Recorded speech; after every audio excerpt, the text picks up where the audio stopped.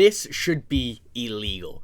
The game the Chicago Blackhawks had last night against the New York Rangers ended in an absolute heartbreak with a 4-3 overtime loss. However, the Blackhawks had this one in their hands and may have gotten messed up by the referees in this game. And I do think there were many calls, many things that were not called that did not go the Blackhawks' way, and that swayed this game towards the New York Rangers. But we also have a lot of other news, so stick around to find out all about that. But before we get into all of this news here, we noticed that 83% of you guys watching right now are not subscribed to the channel. So if you're looking for a spot to get all your reports, rumors, trades, signings from the Chicago Blackhawks, you're in the right spot. Make sure to hit the sub button and hit the bell so you don't miss out on any of the news as it happens. But like I said, we really need to discuss this absolutely ridiculous game that they just played against the New York Rangers last night.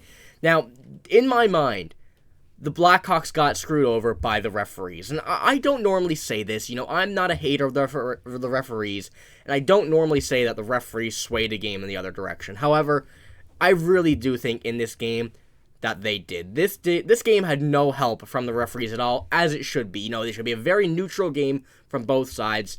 No referee impacts. Calls what is being called. Penalties are penalties, and that's it. However, in this game, there were many, many opportunities where the Blackhawks did not get calls against them and were called for things that probably shouldn't have been. Now, this tweet from Ben Pope is just one example of the many you'll see on Twitter or X, whatever you want to call it. He says, the referees did the Blackhawks no favor tonight. A couple calls that weren't called the other way.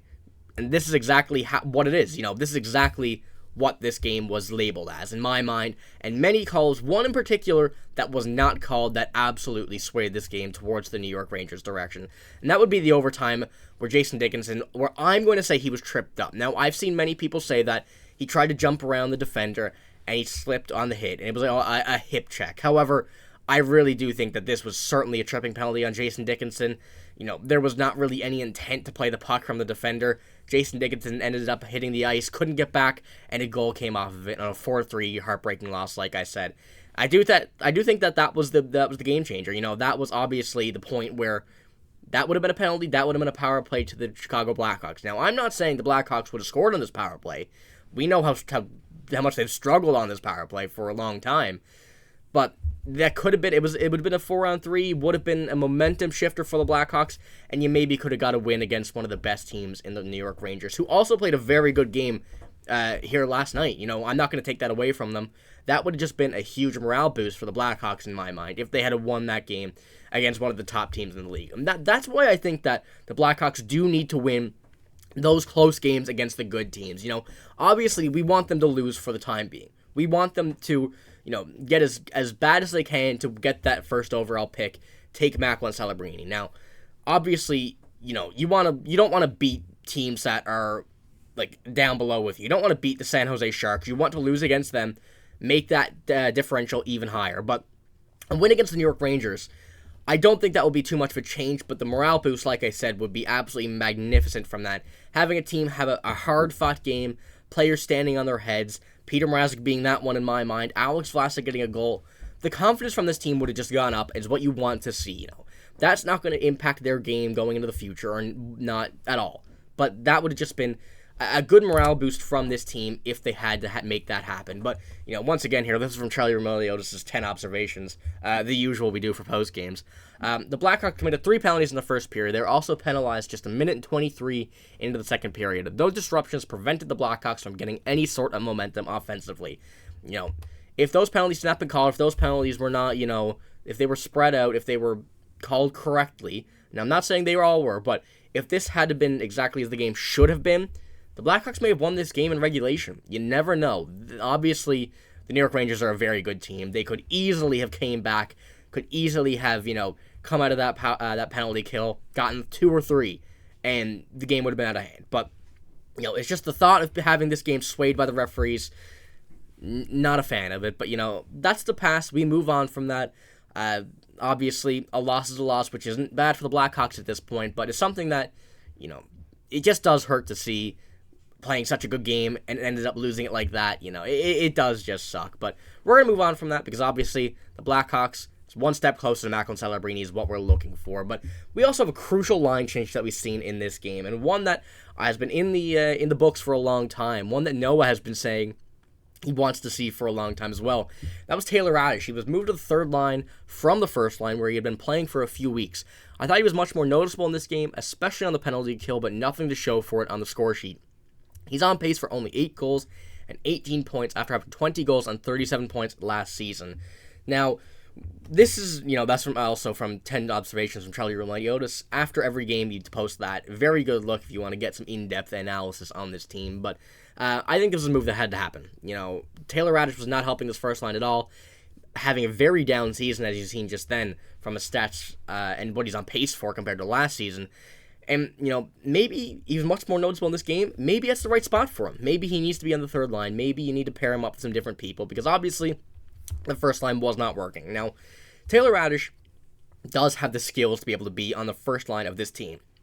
However, if it's not working, why keep on putting him there? Why keep on playing him on the first line and just letting him go there and do nothing? I think that this was a line change that had to happen, that was bound to happen at some point, and we've seen it last night.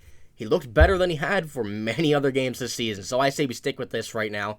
Bedard hopefully on the way back soon, as well as another forward, which we're going to be talking about here in a minute, but Tayler Raddysh, even if you keep him there for a few games and maybe a week or two, get his confidence back and put him back up on the first or second line, maybe he can start producing more than what he has this season after this little change of scenery, I guess you would say, on the offensive side of the puck. But I still do believe Tayler Raddysh has a lot of potential upside for this team. Obviously, it's not like it's not happening this season, but not very many people on this team can have a good season with this team, what they are right now, how they're playing and everything, what this team holds. So, Tayler Raddysh, we're not going to focus too much on that, but the third line change, I think, is a crucial one that had to happen, and maybe we see him back up there later on in a few weeks or a few games, whatnot, if he starts playing better on the third line, and hopefully they keep him there. That's one thing I really hope they do manage to do here for the time being. But speaking of that other forward that we may see coming back soon, that is Andreas Athanasiou. We have an injury update here from Mark Lazarus. This was only a few moments ago before I started recording too, and I thought this was a perfect opportunity to throw this in the video to talk about a guy who we haven't seen since, I believe, November, and a guy we haven't really spoken about in a long time. You can see Mark Lazarus says Andreas Athanasiou, who has been out with a groin injury since the Tampa game in early November, is skating with the Blackhawks practice, or after the Blackhawks practice, excuse me.